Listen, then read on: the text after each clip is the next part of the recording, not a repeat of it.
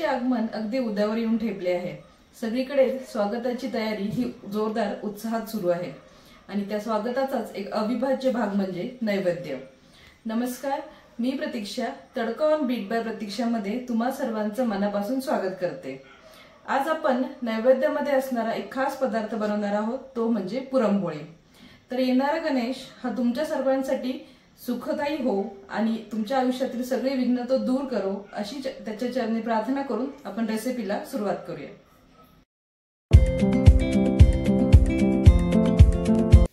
सगळ्यात पहिले आपण डाळ शिजवून घेऊया। त्यासाठी मी ही 2 वाटी चना डाळ किंवा हरभऱ्याची डाळ ही घेतलेली आहे। ह्या डाळीला आपण स्वच्छ धुवून घेऊया।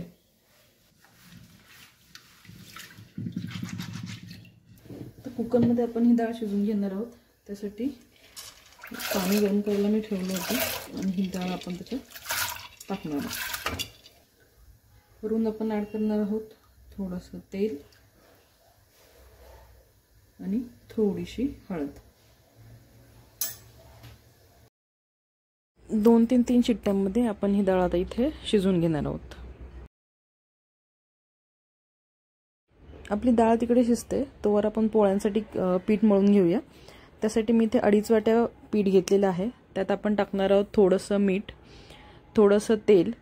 तेलामध्ये हे पीठ आपण व्यवस्थित मिक्स करून घेऊ आणि एक सैलसर गोळा आपल्याला याचा मळून घ्यायचा आहे।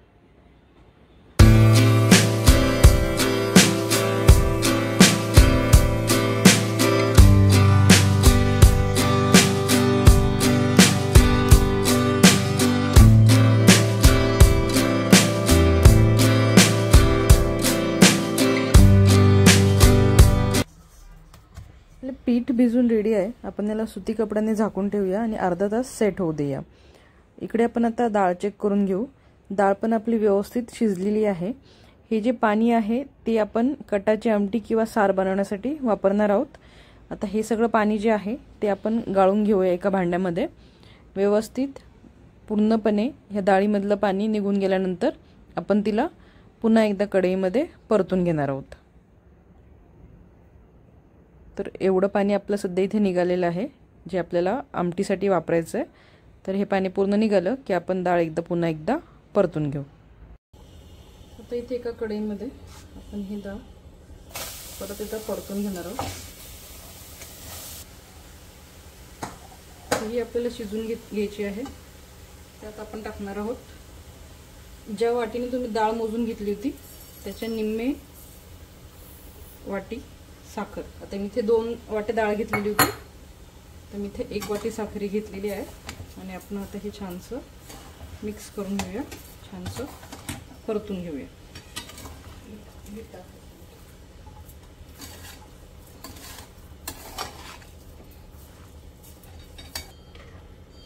थोडंसं मीठही आपण या ठिकाणी ऍड करणार आहोत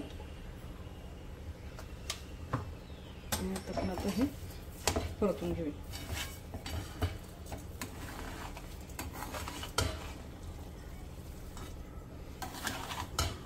साखर नको असेल तर तुम्ही गूळ वापरला तरी चालेल, प्रमाण सारखंच आहे।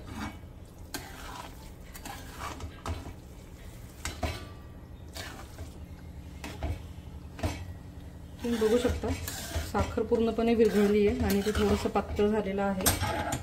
बट आपल्याला हे पूर्ण घट्ट होईपर्यंत आपण याला इथे शिजवून घेणार आहे।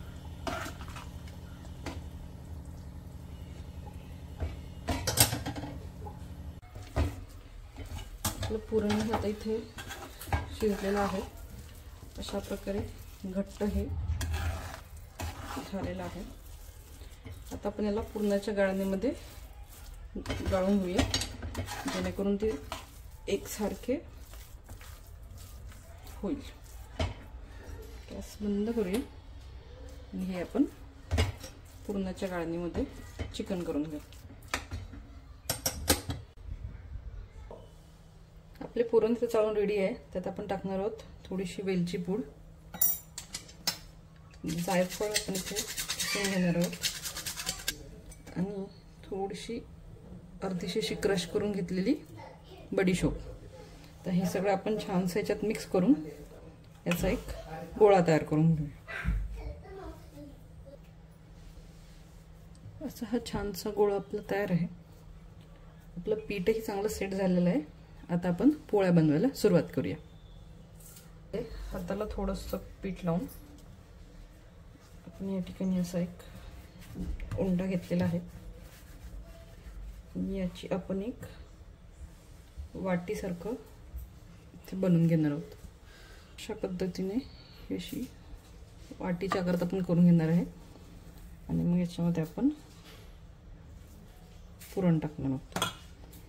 हे पुरण व्यवस्थित आत दाबून आपण जसे मोदक बनवतो तसं हे आपण वरती घेऊन येणार. छानसं पुरण सगळ्या साईडने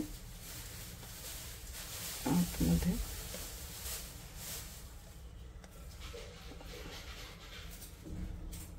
दाबून घ्यायचं.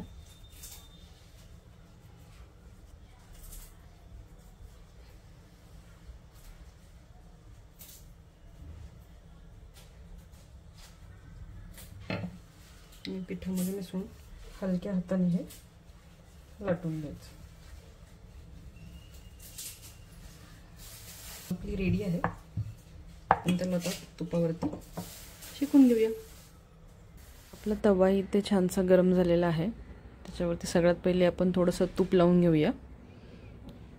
तुपाने ग्रीस करून घेतल्यानंतर आपण त्याच्यावर आपली पोळी ही टाकणार आहोत. साईडने पण थोडं थोडं तूप हे सोडायचंच आहे, जेणेकरून ती चांगली सगळ्या बाजूनी खरपूस अशी भाजली जाते. छानशी टम्म फुगून पुन्हा एकदा तुपाने भरलेली आपली अशी ही पहिली पोळी खरपूस अशी रेडी आहे. तुम्हाला जर वाटी करून जमत नसेल तर असे हे 2 छोटे छोटे गोळे करून घ्यायचे. ज्यांना कोणाला पुरणपोळी जमत नाही या पद्धतीने त्यांना ती नक्की जमते. तर ह्या 2 गोळ्यांच्या छोट्याशा पुरीसारखं इथे हे दोन्ही लाटून घ्यायचे आणि मग त्याच्या आतमध्ये पुरणचं स्टफिंग करून पोळी पूर्णपणे आपण लाटू शकतो.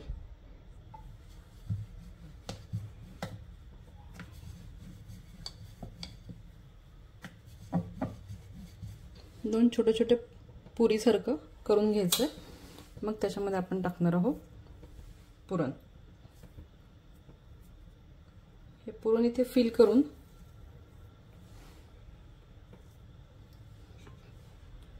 छानसं आपण असे हे पसरून घेऊया.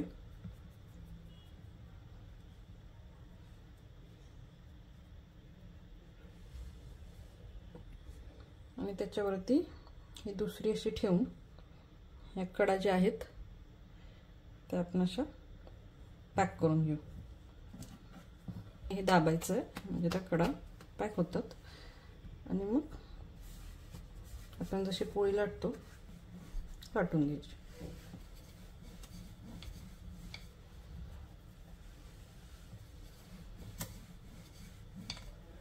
अशा पद्धतीने ही केलेली पोळी ज्यांना जमत नाही पुरणपोळी त्याही अशा पद्धतीने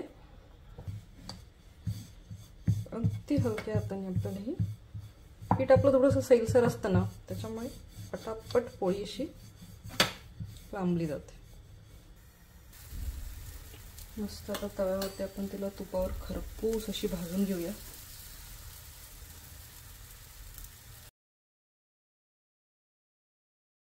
छान असं सगळ्या साईडने तूप लावून घ्यायचंय. मस्त टम्म फुगलेल्या आपल्या ह्या पुरणपोळ्या इथे रेडी आहेत. आता आपण कटाची आमटी बनवायला घेऊया. त्यासाठी लागणारा जो मसाला आहे तो पहिले आपण इथे बनवतोय. तर सगळ्यात पहिले तव्यावरती मी ते खोबरं भाजून घेतलंय आणि त्यानंतर गुलाबी रंगावर आपण कांदाही इथे छानसा परतून घेणार आहोत. कांदा छानसा आपला परतून झाला की आपण तिखटाच्या अंदानुसार 1-2-3 मिरच्याही इथे घेणार आहोत. तेलावर त्याही थोड्याशा परतून घ्यायच्यात आणि त्याच्यासोबतच तुम्ही लसूणही परतून घेतला तरी चालेल, ते पण छान लागतं. तर हे सगळं परतून घेऊन आपण त्याला एका मिक्सरच्या भांड्यामध्ये काढून आपण त्याची एक छानशी पेस्ट इथे बनवून घेणार आहोत आणि ती पेस्ट आपण नंतर मसाल्यामध्ये वापरणार आहोत. आमटीसाठी मी तेल गरम करून घेतलंय, ज्यात मोहरी आणि जिऱ्याची फोडणी दिलेली आहे. हे दोन्हीही छानसे तडतडल्यानंतर आपण त्याच्यात कढीपत्ता टाकणार आहोत। कढीपत्ता ऑप्शनल आहे, नसेल टाकायचा नाही टाकला तरी चालेल। हे तिन्ही जिन्नस छानसे फ्राय झाल्यानंतर आपण जो मसाला वाटून घेतला होता तो आपण याच्यात छानसा तेल सुटेपर्यंत परतून घेणार आहोत।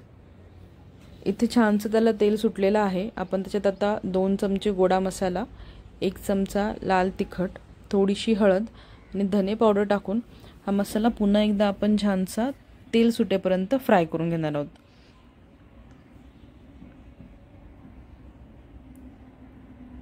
हा छानसा फ्राय करून झाला की आपण त्याच्यामध्ये जे डाळीचं पाणी बाजूला काढून ठेवलं होतं आपण ते वापरणार आहोत। त्याच्यानेच याची चव अजून जास्त छान होते। तुम्हाला हवं असेल तर तुम्ही मसाल्यामध्ये थोडीशी डाळ जरी वाटून घेतली तरी चालेल। चवीपुरतं मीठ टाकून आपण याला छानसं उकळू देणार आहोत। उकळल्यानंतर एक छानसा तवंग किंवा कट जो म्हणतात तो या आमटीवरती आलेला तुम्हाला दिसतोय। आपली आमटी ही छानशी उकळली गेलेली आहे आणि पोळीसोबत खाण्यासाठी आमटीसुद्धा आपली इथे रेडी आहे।